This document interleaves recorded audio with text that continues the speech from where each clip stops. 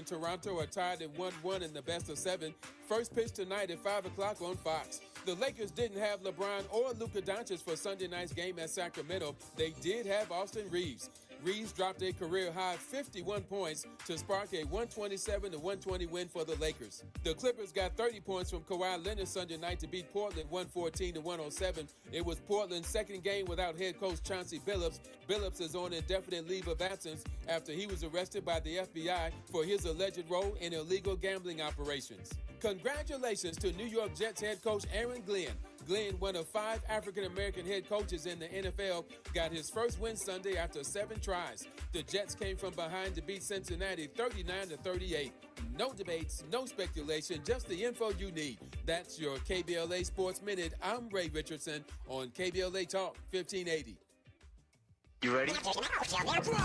You're invited to the KBLA Talk 1580 Community Health and Wellness Fair on Saturday, November 8th, 10 a.m. to 2 p.m. Catch at Audubon Middle School in Leimert Park, 4120 11th Avenue. Join us for a day of health, healing, and community connection. There will be health screenings, immunizations, wellness information, a Catch Charter School recruitment fair, plus music and healthy snacks. And it's all free at the KBLA Talk 1580 Community Health and Wellness Fair, Saturday, November 8th, 10 a.m. to 2 p.m. at Audubon Middle School in Leimert Park, 4120 11th Avenue. Come out and bring the entire family. And if you have not yet checked out our KBLA Health and Wellness Hub, you should at KBLA1580.com. KBLA Talk 1580 thanks Catch Charter School, Prudential, Eastside, Cedar Sinai, and St. John's Community Health. At KBLA Talk 1580, we believe that a healthy community is a thriving community. That's right, baby.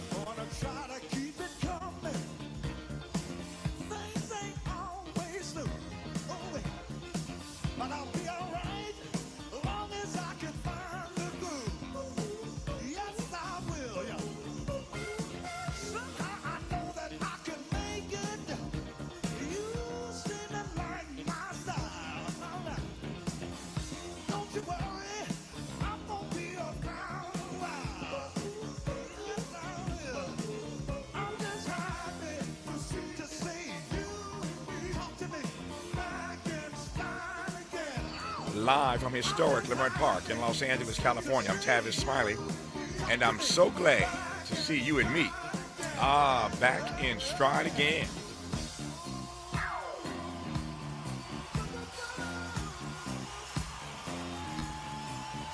Before we get started with today's show, let me invite you to follow me on Facebook and Instagram at The Real Tavis Smiley, and get updates on X, that's formerly Twitter, at Tavis Smiley. By the way, should you miss any part of today's program or want to catch up on previous shows, you can always visit thetavismiley.show.com. That's thetavismiley.show.com, or wherever you get your podcast, and listen to the Tavis Smiley podcast version of this live program at your leisure.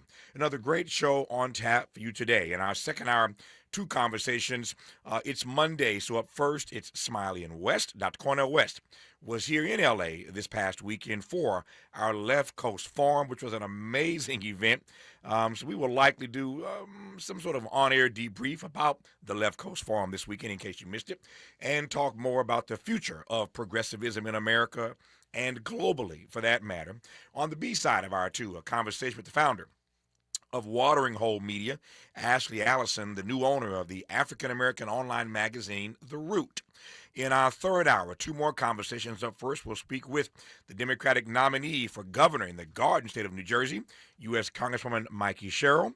And on the B side of our 3-hour annual conversation with Dr. Fumi Olapati about the latest research regarding breast cancer, including new developments for targeting sleeper cells and how AI is helping doctors detect problems sooner than later. I say annual because Dr. Olapati and I have been friends now for over a decade. Some of you know the backstory of my longtime and legendary radio show exec producer Cheryl Flowers, died a decade ago of triple negative breast cancer. And I've done everything I could since that time to support the work of those doing anything around research with regard to breast cancer. Cheryl's name is on a plaque on the front of this building and the back of the building. So no matter what door you come in, front or back, you're going to see our tribute to Cheryl Flowers a decade plus later. And it was Dr. Olapati who helped Cheryl navigate her journey wrestling with triple negative breast cancer, which kills black women more than anybody else. But so much progress has been made in the last 10 years that if we were then where we are now, Cheryl might still be looking at me through that glass in this studio. But I celebrate her work and witness and her leadership on this program. And every year, Dr. Olapati and I get together for a conversation on the radio in honor of Cheryl and talking about where we have come in the last decade. So we'll do that here in October, Breast Cancer Awareness Month. We'll do that in the last half hour of today's program.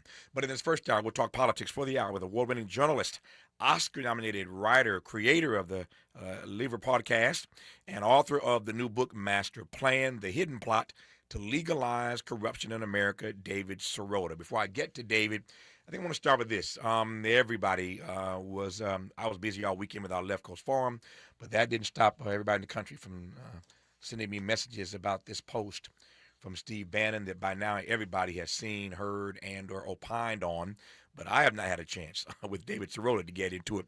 So before I start the conversation for the hour with David, here now, Steve Bannon in his own words.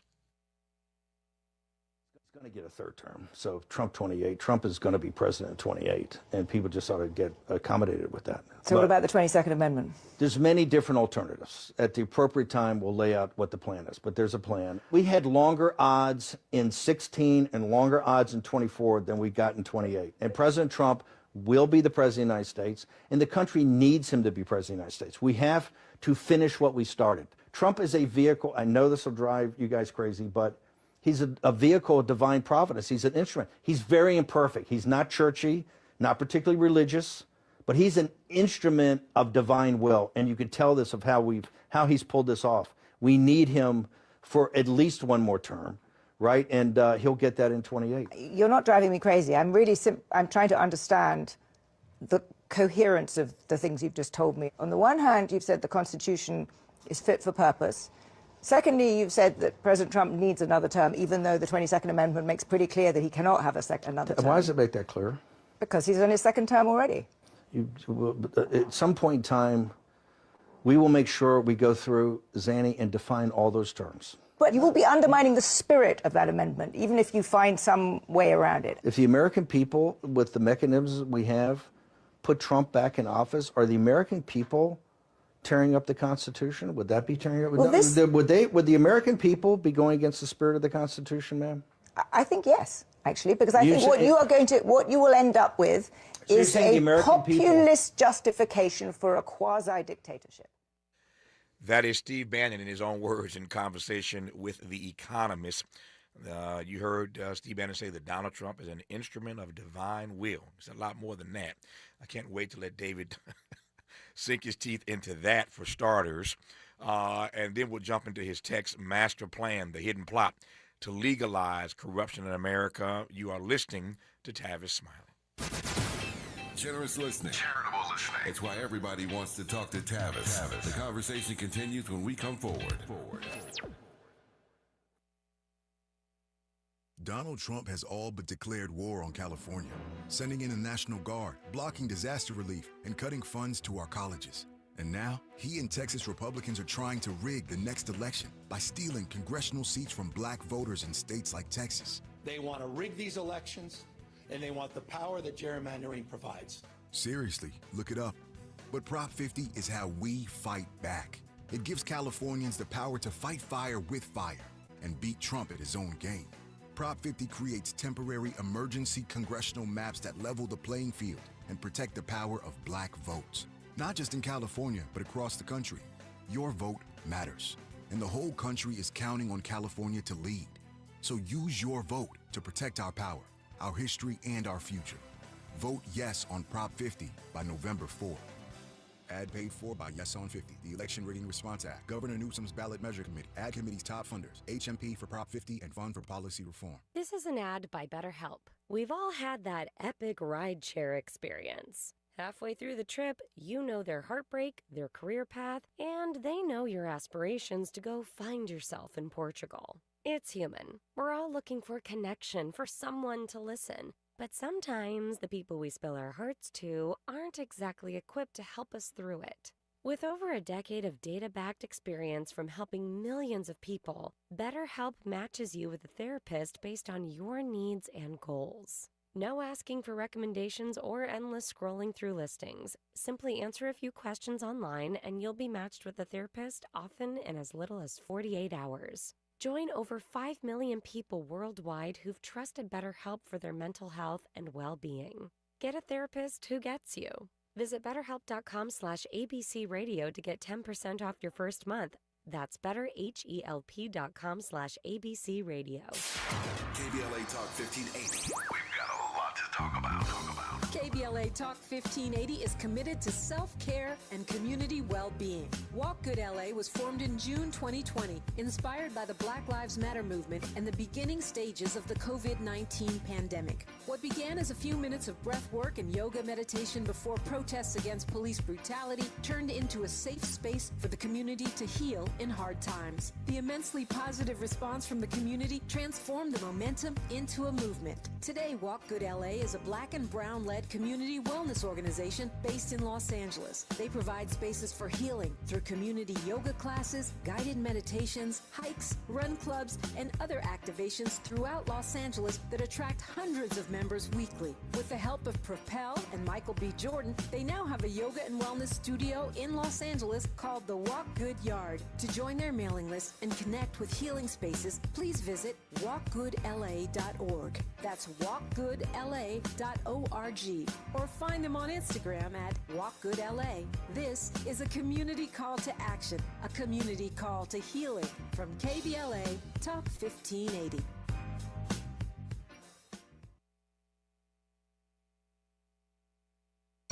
More honesty than you can handle. More empowerment than you can imagine. You're tuned in to Tavis Smiley. Tavis Smiley and David Sirota, award-winning journalist, Oscar-nominated writer and creator of his own podcast, The Lever. And his new book is called Master Plan, The Hidden Plot to Legalize Corruption in America. All right, David, bear with me just 30 more seconds here. For those who, are just gobsmacked by what you heard Steve Bannon say and want me to play it one more again, we will. Give it to me one more again, Miles, and then we'll jump straight away into a conversation with David Sirota. He's going to get a third term. So Trump 28. Trump is going to be president in 28, and people just ought to get accommodated with that. So what about the 22nd Amendment? There's many different alternatives. At the appropriate time, we'll lay out what the plan is, but there's a plan. We had longer odds in 16 and longer odds in 24 than we got in 28. And President Trump will be the president of the United States, and the country needs him to be president of the United States. We have to finish what we started. Trump is a vehicle. I know this will drive you guys crazy, but he's a vehicle of divine providence. He's an instrument. He's very imperfect. He's not churchy, not particularly religious, but he's an instrument of divine will. And you can tell this of how he's pulled this off. We need him for at least one more term, right? And he'll get that in 28. You're not driving me crazy. I'm trying to understand the coherence of the things you've just told me. On the one hand, you've said the Constitution is fit for purpose. Secondly, you've said that President Trump needs another term, even though the 22nd Amendment makes pretty clear that he cannot have another term. Why does it make that clear? Because he's in his second term already. At some point in time, we will make sure we go through Zanny and define all those terms. But you will be undermining the spirit of that amendment, even if you find some way around it. If the American people, with the mechanisms we have, put Trump back in office, are the American people tearing up the Constitution? Would that be tearing up? Well, would the American people be going against the spirit of the Constitution, ma'am? I think yes, actually, because I think what you will end up with is a populist justification for a quasi-dictatorship. There you have it. David, how are you today for starters? I'm good. Thanks for having me. It's good to have you on the program. I don't need to say anything except go, and once you go, I'll follow you. I mean, look, the amendment that limited terms for presidents was passed 74 years ago. So this is not a controversial amendment. It came after FDR's presidency when he served, when he was elected to 4 terms. So what we're hearing here is a movement that does not want to give up power. And I think what's actually really interesting is that that movement clearly sees its power in the singular personification of Trump. I guess what I'm getting at is it kind of betrays a lack of faith that the MAGA movement is a widespread movement that is something beyond Donald Trump, right? It's almost an admission by Bannon that the ideological movement that he's part of really is singularly reliant on Donald Trump, the person, rather than necessarily it being a kind of multipolar, multi-leader mass movement. I would want to ask Steve Bannon, like, look, what about a successor to Donald? If you really believe in the MAGA movement, why do you have so little faith that there is a successor out there that can get elected on the same kinds of policies? So I think this speaks to how much of a cult of personality the MAGA phenomenon is. And I think it betrays kind of a weakness in what MAGA leaders themselves perceive in their own ideology and in their own movement. But the cult of personality it can be powerful and persuasive and do a lot of damage, not just in real time, but we know this from our read of history, David.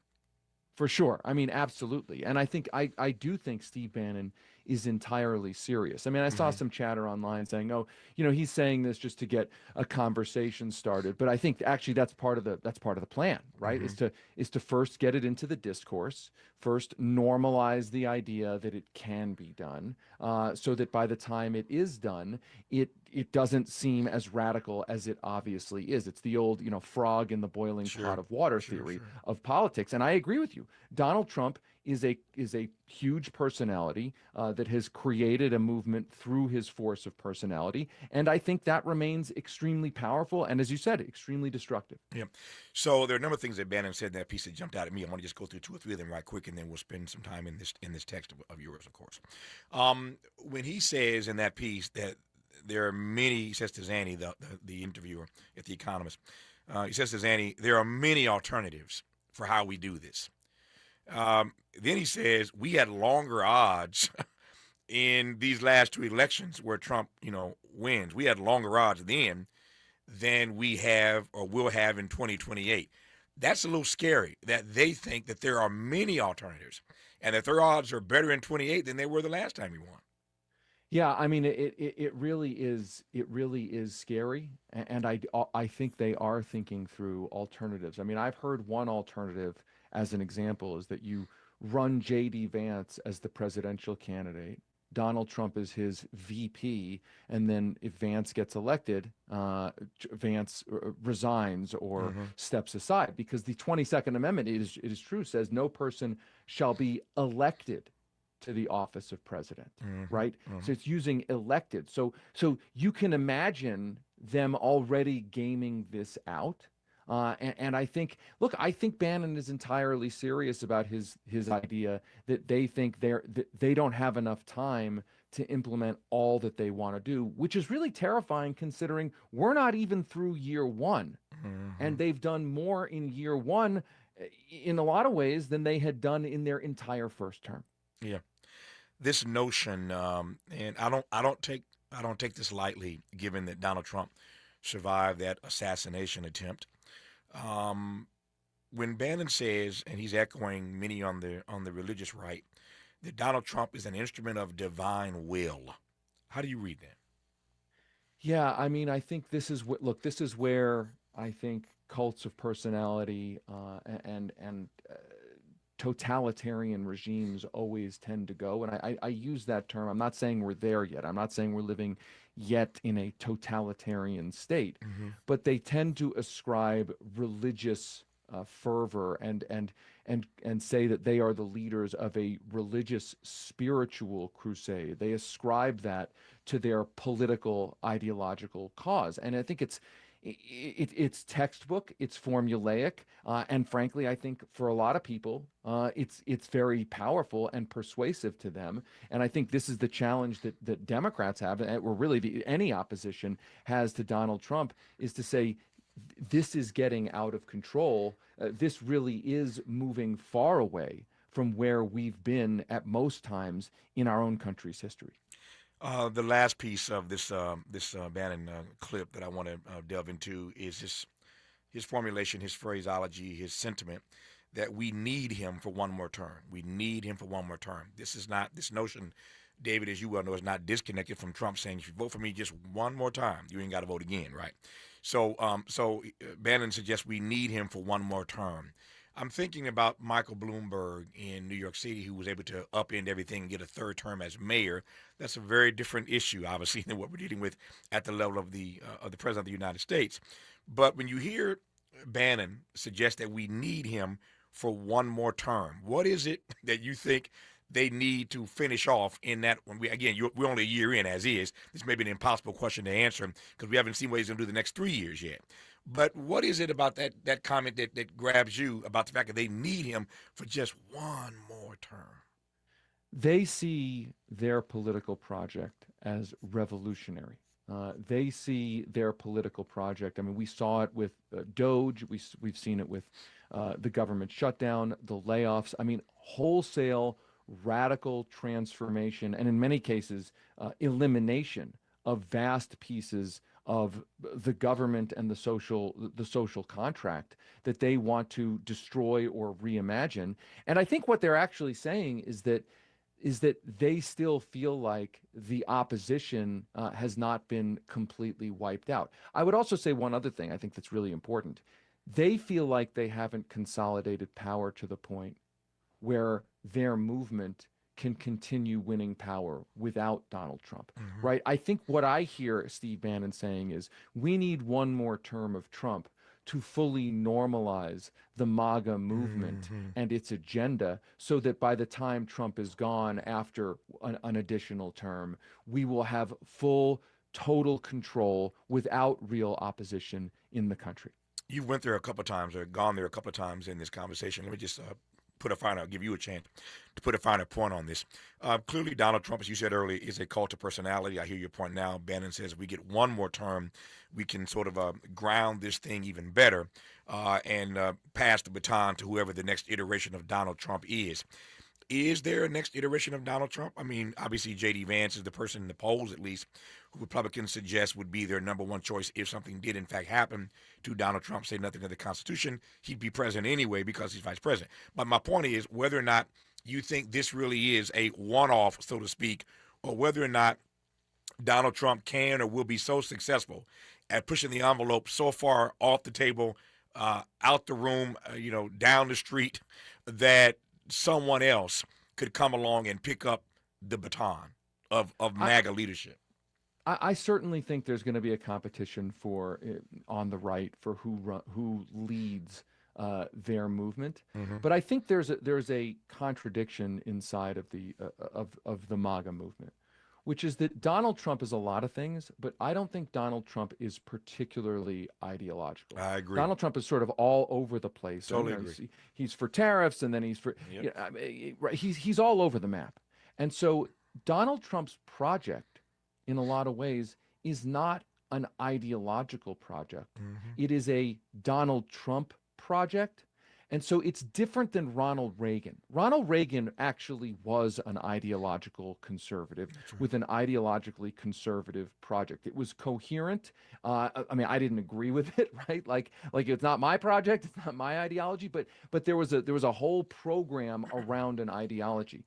The problem for Trump in passing the baton is his movement is about his own power and not about an ideology. And so I think the next thing you're going to see on the right when Trump is gone is a competition to define what the MAGA ideology actually is, an ideology beyond just more power for Donald Trump. I don't know what that ideology is because Donald Trump really isn't very ideological. Yeah. Let me. I'm glad you went there. I've raised this issue for those who listen to this program regularly. I hope that means all of you. This audience has heard me say that more than once. That I do not see Donald Trump as a political ideologue. For Donald Trump, as you mentioned, it's all about Donald Trump. Now, he is a vehicle that people are using to advance their agenda, make that Project 2025. He's an empty vessel in many respects, but he's not an ideologue.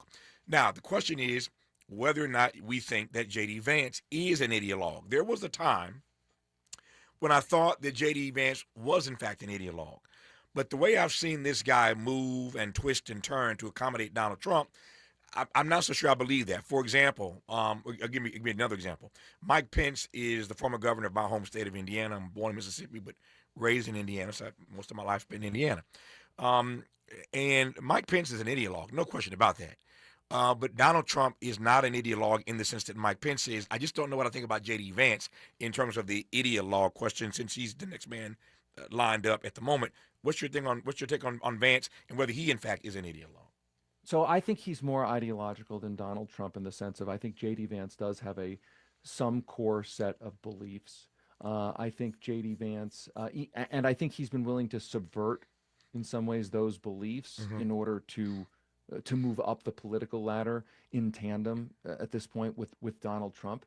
But I think J.D. Vance's alliances in the past with Silicon Valley. Yeah. I think J.D. Vance he sees himself as a representative also of working class politics. Right. I mean, there's a contradiction there, right? Like he's very, very comfortable with big tech, that he came up with sponsors from and worked in and with big tech, but also sees himself as, hillbilly elegy. Yeah. And I do think J.D. Vance, I think he said, like he believes in the idea of nationalism, this sort of America first nationalism, however he defines it.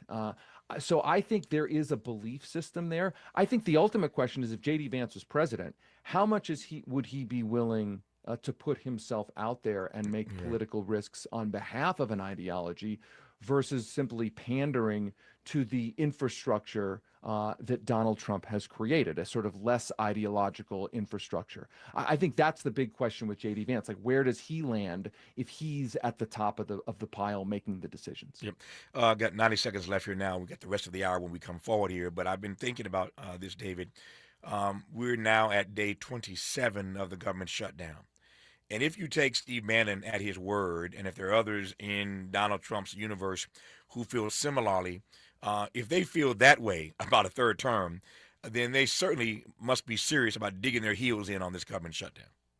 Oh, absolutely. And I think part of it is because the way America is experiencing the government shutdown, to a lot of people, it doesn't feel like a shutdown, right? A shutdown would mean GPS systems go down. A shutdown would mean the airports weren't working at all, right? A complete paralysis of the economy. And so I think when we use that term, we're in a situation where Donald Trump can essentially shut down the pieces of government that he doesn't like, but the pieces of government that people maybe they don't even realize it's government, but that they rely on are not shut down. That doesn't cause political problems for Trump. So I guess the point I'm getting at is there hasn't been a political cost to Donald Trump for digging his heels in yet. So I don't think there's any reason why he's not going to keep digging his heels in now. I take your point. As the pain becomes more acute for more fellow citizens, he may feel something. Right. But I take your point right now. Not enough people are feeling that pain. I even hate to say that, but I take David's point. The book is called Master Plan, The Hidden Plot to Legalize Corruption in America. We'll spend the rest of this conversation inside that text. You're listening, and I'm glad about it, to David Sirota on Tavis Smiley. Why does Tavis say, when we come forward? Because he's not going back. And you don't have to go back either. Forward ever, backward never. More of Tavis Smiley when we come forward.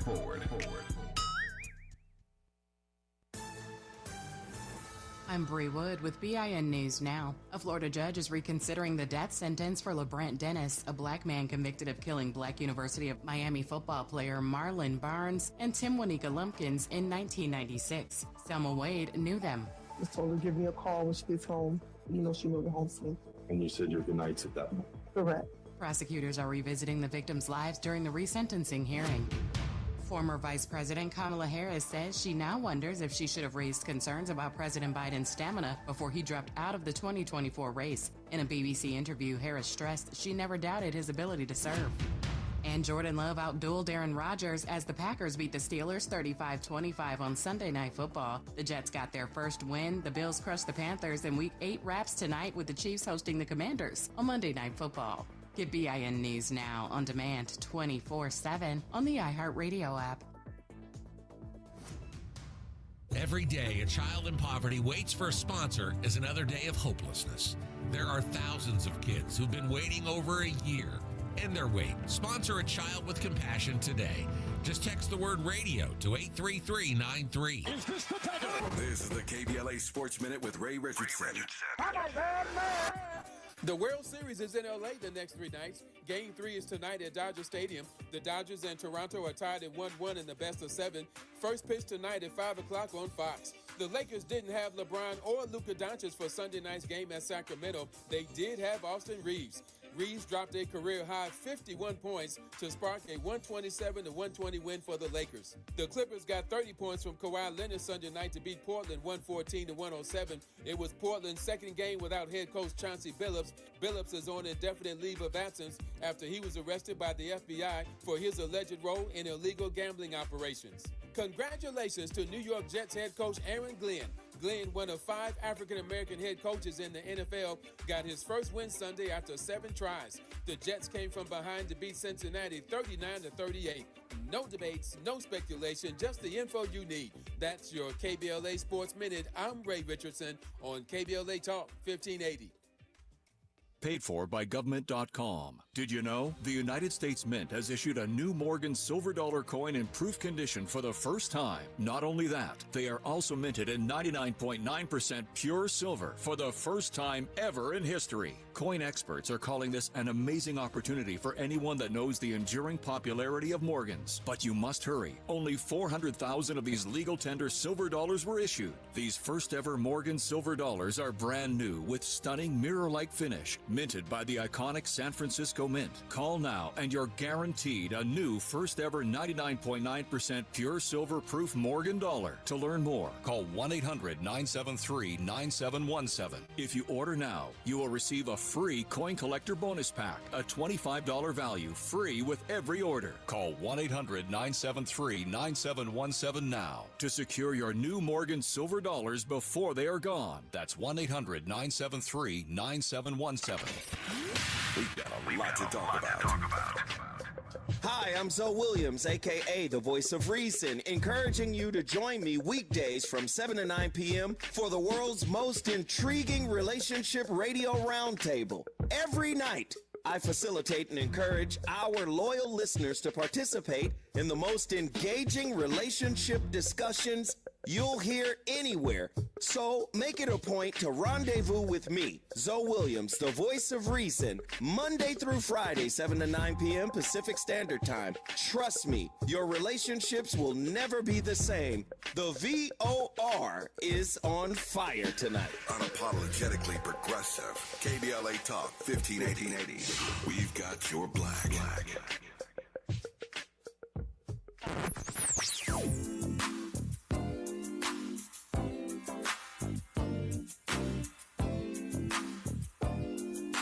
This is KBLA Talk 1580. Talk radio. That's music to your ears. We're unapologetically progressive. KBLA Talk 1580. Make a move into a home of your own. With City National Bank's Ladder Up Home Loan Grant, you could receive up to $20,000 that you never need to pay back. Use it toward your down payment, save on closing costs, or to buy down your mortgage rate. Find out more at cnb.com/ladderuphome. City National, here for every stage of the journey. Property must be in a qualifying market in California, New York, or New Jersey. Additional terms and conditions apply. Not all applicants will qualify. Terms are subject to change without notice. City National Bank is an equal housing lender. Member FDIC. NMLS number 536994. Oh, how's that flu, babe? Did you take Dayquil Intense Flu yet? Nah, I got this. Ugh, okay, I don't got this. You stay on the couch, and I'll grab the Dayquil.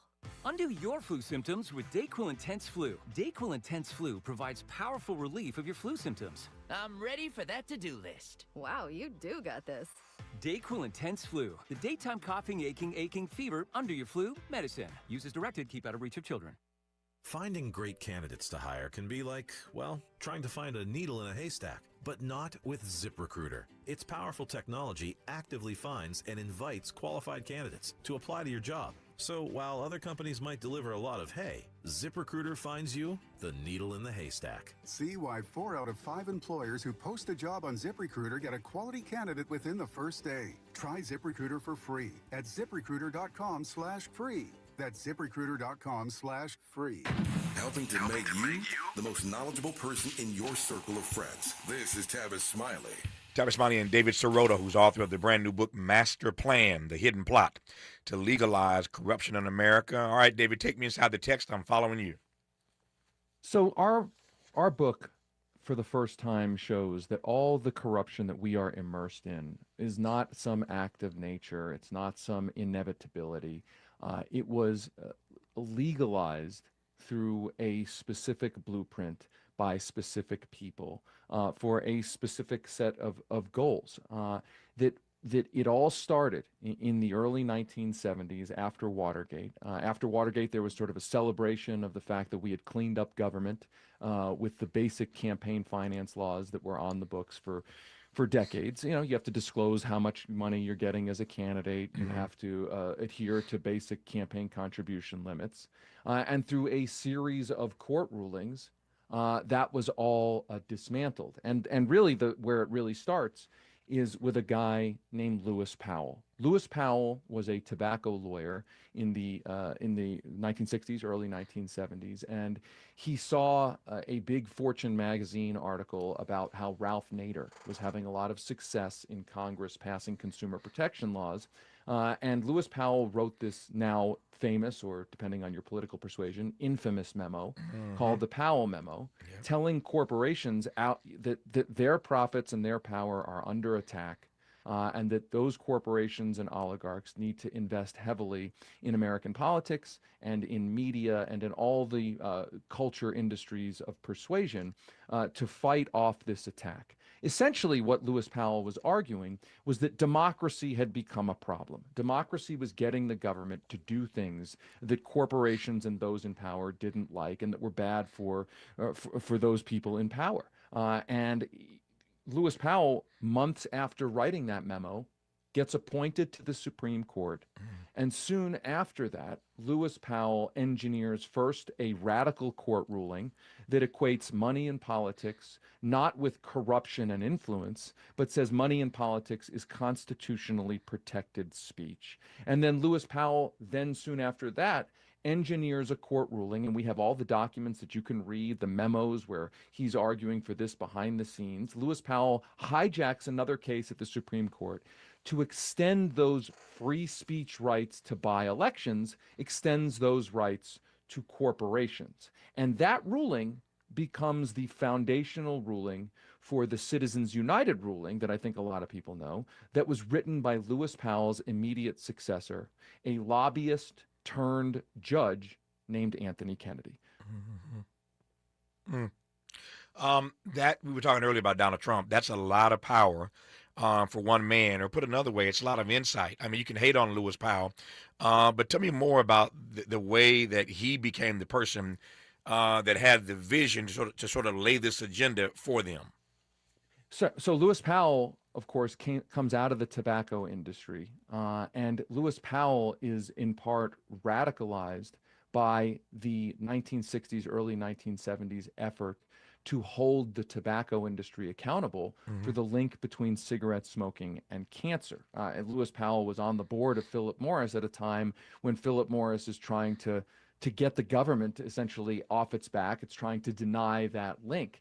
Lewis Powell is also becoming radicalized by the protests of the 1960s. So he presented as a very sort of moderate guy from Richmond, Virginia, but he was also a very radical. He was very radicalized by the time. And of course, this is a time of Ronald Reagan is coming up.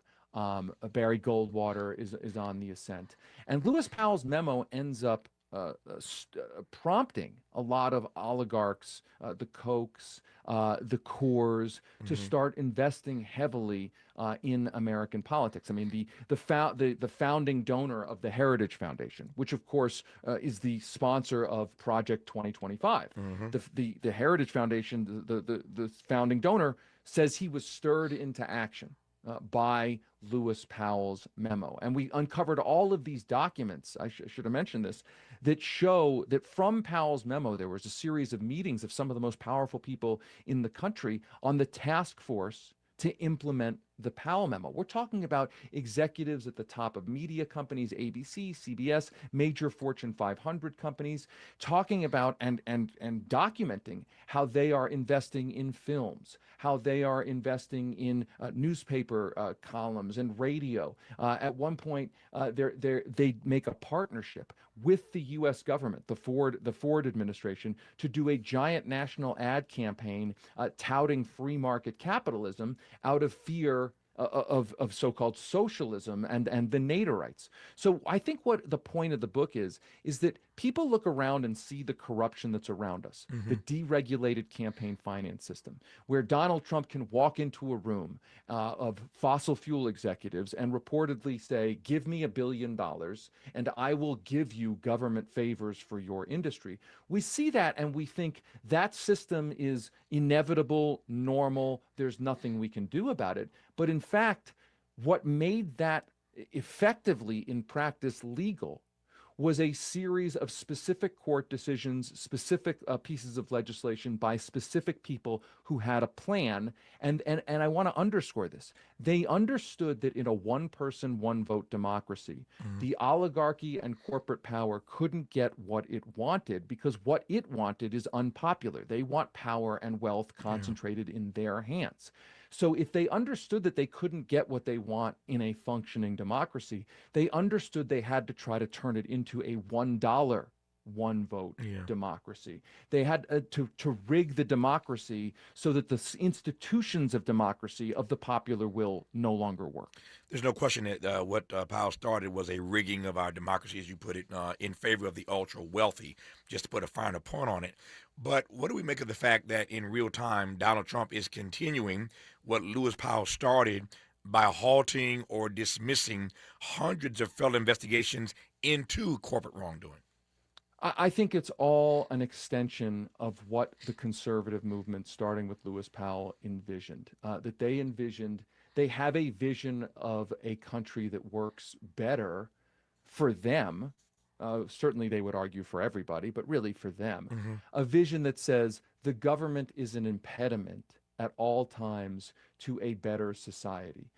And so when Donald Trump ends corporate investigations, when Donald Trump shuts down parts of the government that is designed to hold corporations accountable, when Donald Trump defunds effectively the Justice Department division that is supposed to be enforcing anti-corruption rules, I think that is all in service, well, both of Donald Trump's own particular political power and helping his own donors, but also this larger vision of the government is the problem, and the solution is less and less rules, fewer and fewer regulations that are designed to stop the excesses of corporate capitalism from running roughshod over the rest of us.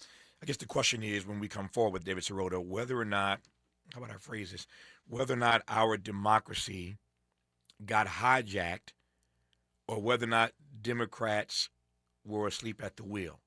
Whether or not the democracy got hijacked or whether or not Democrats just got out-strategized. That's the question in the book. It's called Master Plan, The Hidden Plot to Legalize Corruption in America. Its author is our guest right now on Tavis Smiley, David Sirota. Hope, agency, dignity. This is Tavis Smiley. Can you dig it? Come on!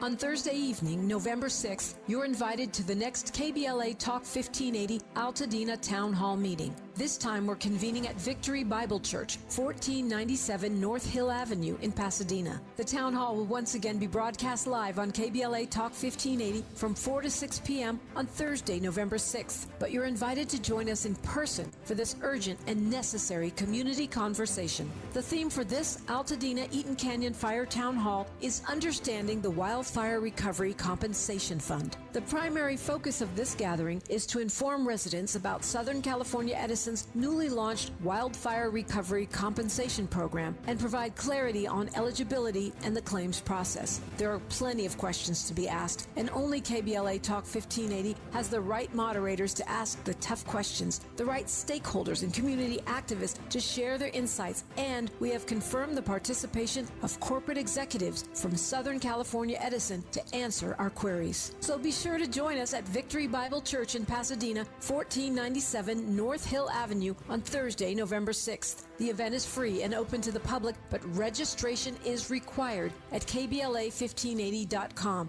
That's kbla1580.com. Light refreshments will be served immediately following the live town hall. This KBLA Talk 1580 Altadena Rising Town Hall is brought to you by the Black Freedom Fund.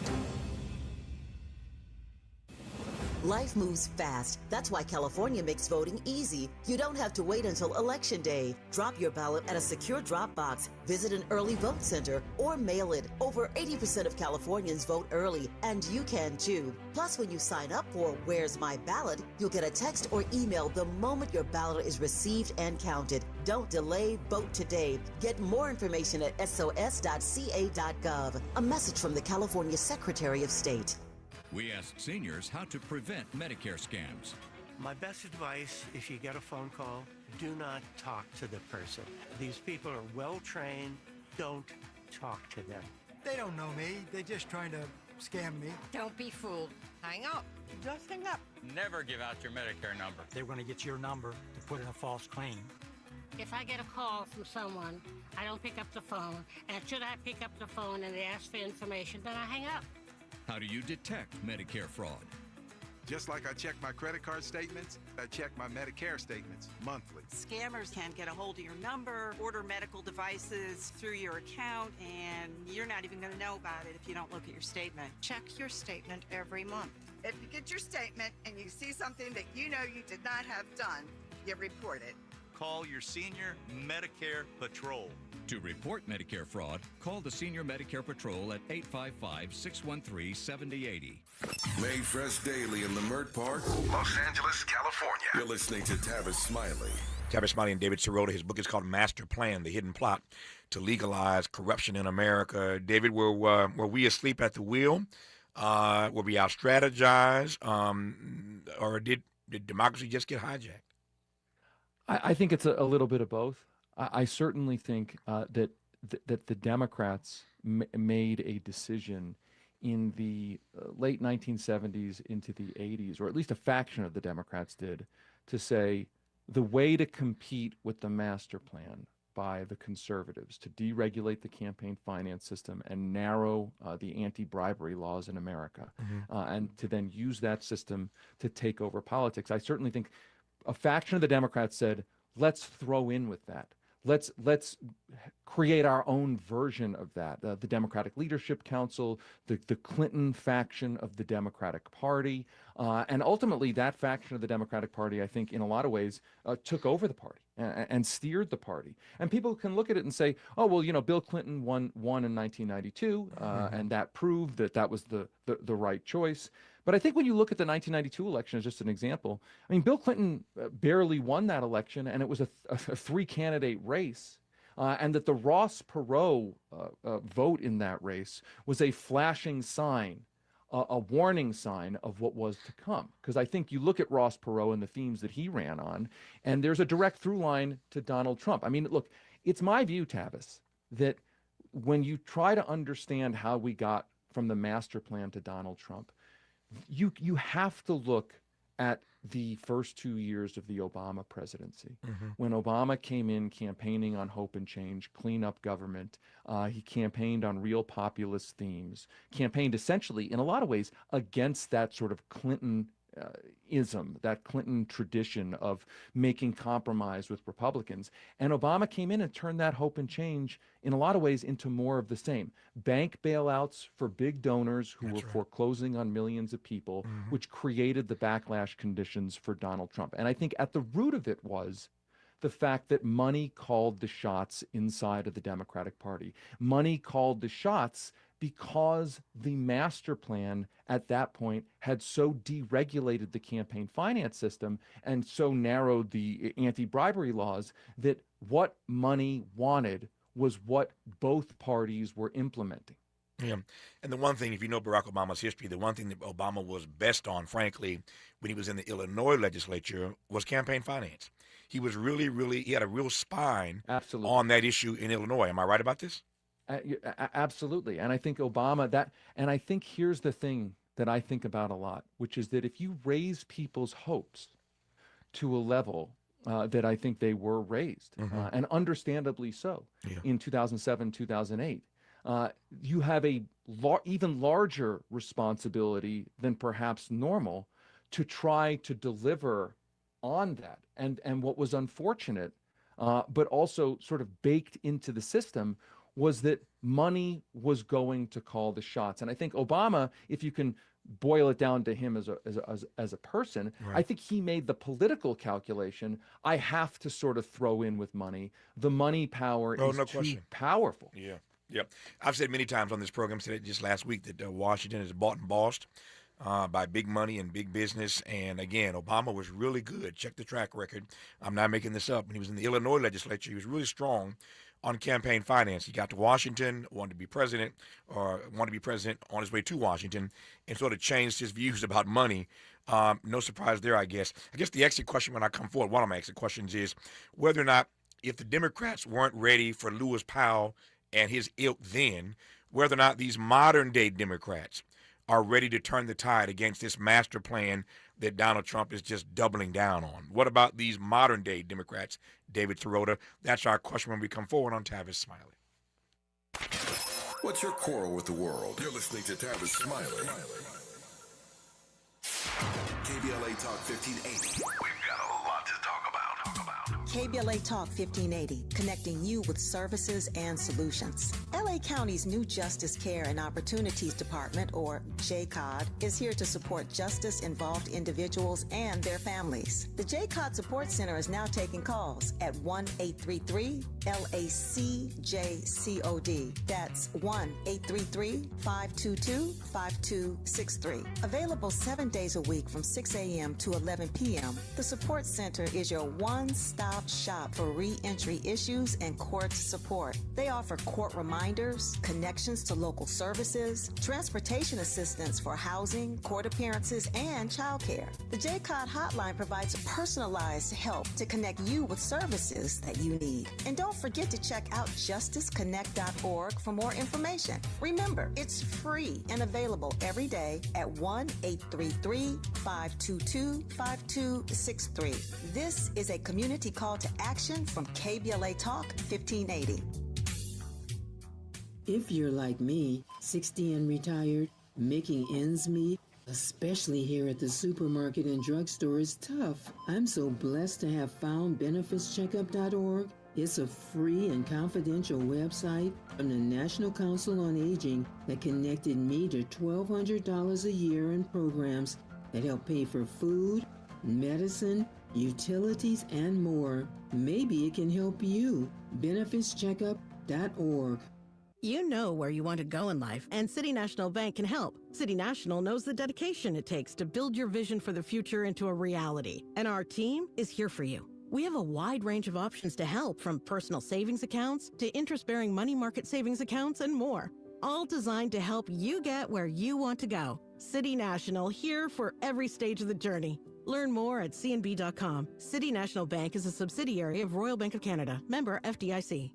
Established in 2020 during a time of deep racial unrest across our state and country, the Black Freedom Fund was created to make sure that leaders and organizations working to support Black communities and build power have the resources they need to stay in the fight for the long haul. We believe that those closest to the issues impacting our communities know best how to solve them. That's why in just the last 5 years, we've granted more than $45 million to over 200 grassroots organizations across California. That is the largest collective investment in Black organizing in history, and we're just getting started. We are clear-eyed and committed, more now than ever, to our people, our power, and our possibility. Join us in creating a future where Black people harness their full power to shape their lives and realize a just world for all. Learn more at fundblackfreedom.org. That's fundblackfreedom.org. The Black Freedom Fund is proud to sponsor Conversation Live Altadena Rising with James Farr on KBLA Talk 1580.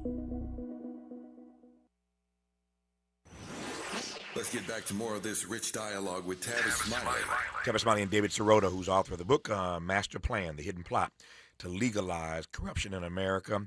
So, David, just watching my clock here, a few minutes left to go. I wonder what your take is on these modern day Democrats. I asked you earlier whether or not the democracy was hijacked, whether Democrats were just asleep at the wheel or out strategized by the right. What's your read of modern day Democrats when it comes to this iteration or this extension, if you will, of this master plan in the Trump era? So I think most Democratic leaders still think they can compete with Republicans in a sort of Republican light kind of model. Just wait for the Republicans to overreach. The public will get sick of it and vote the Democrats in. I do think, though, there is a larger and growing faction of Democrats who realize something deeper is going on, and they see, and I view politicians all as kind of opportunists, right? I don't put my hopes and dreams in the goodwill of any one politician. So I think some of them see an opportunity in making a more systemic case that money is at the root of this. There was John Ossoff as one example. John Ossoff was on Pod Save America recently, talking to a very sort of liberal, Democratic, partisan audience.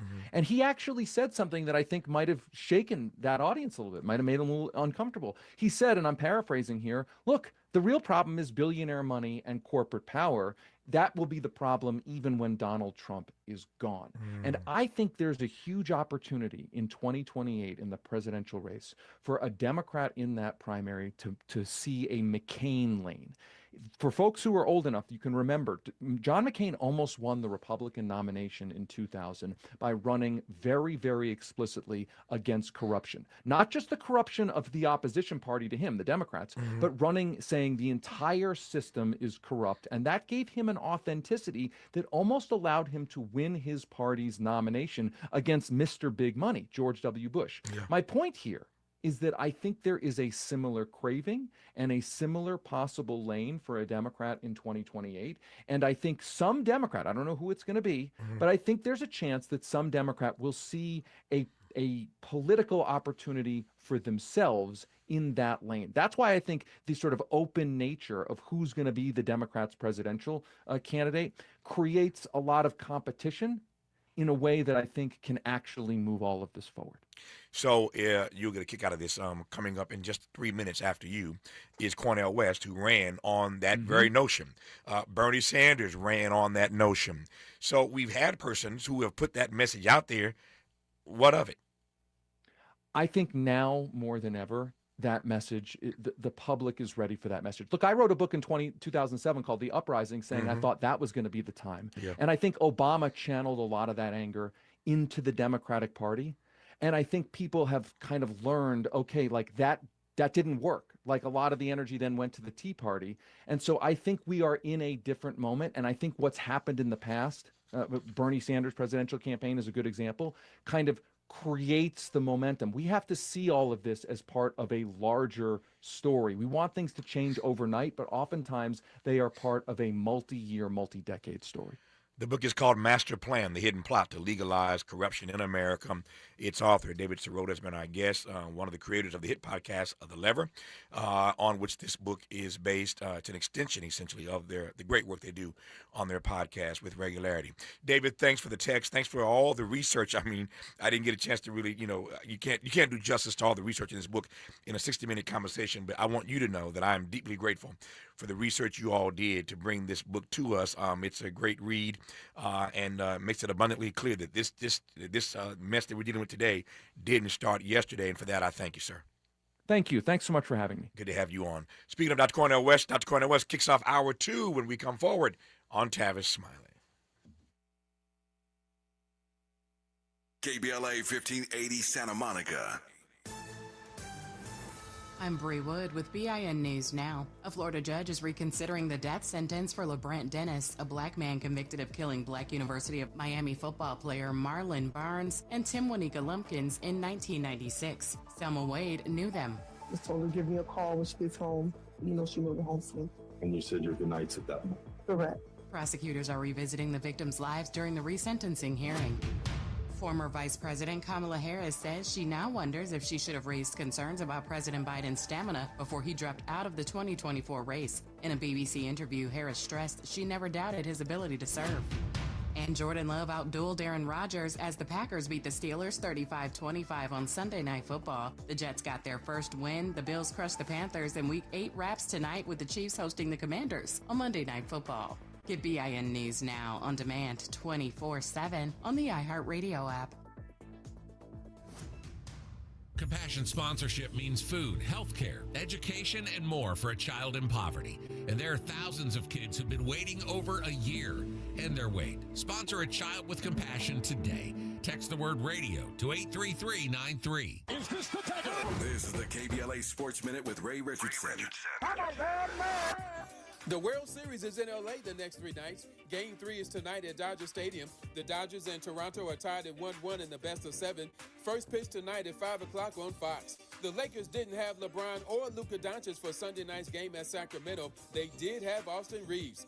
Reeves dropped a career-high 51 points to spark a 127-120 win for the Lakers. The Clippers got 30 points from Kawhi Leonard Sunday night to beat Portland 114-107. It was Portland's second game without head coach Chauncey Billups.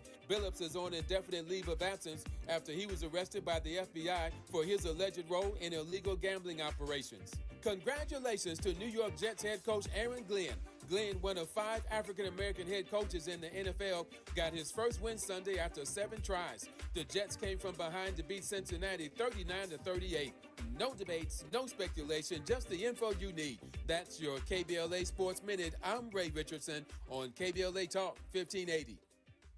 You ready?